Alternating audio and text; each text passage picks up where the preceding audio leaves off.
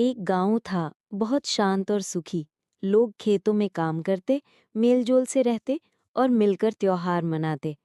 लेकिन एक दिन गांव में एक नया साहब आ गया। उसका नाम था रघुबीर साहब। रघुबीर साहब बहुत चालाक और लालची था। वो गांव के लोगों से कहता, मेरे हिसाब से चलो, वरना तुम्हारे खेत, कुआं और घर सब मुझसे छिन जाएंगे। वो गांव के कुएं पर ताला लगवा देता और कहता, पानी चाहिए तो मेरे यहाँ से अनाज दो। कभी वो बच्चों को पढ़ने नहीं देता, कहता, अगर पढ़ लिख गए तो मेरे हुक्म को कौन मानेगा। गांव के लोग बहुत परेशान हो गए। कोई कुछ कहने की हिम्मत नहीं जुटा पा रहा था, क्योंकि रघुबीर साहब के पास पैसा और गुंडे थे। लेकिन एक दिन गांव के ही एक बुजुर्ग रामू काका ने सबको इकट्ठा किया। उन्होंने कहा, अगर हम सब मिलकर खड़े हो जाएं, तो ये एक आदमी कुछ भी नहीं कर पाएगा। हमें डरना बंद करना होगा।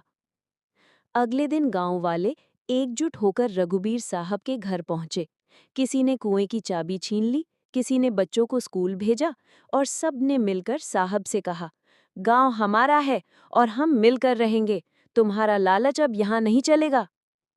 रघुबीर साहब अकेला पड़ गया। गांव वालों ने जब एकता दिखाई तो उसकी ताकत खत्म हो गई।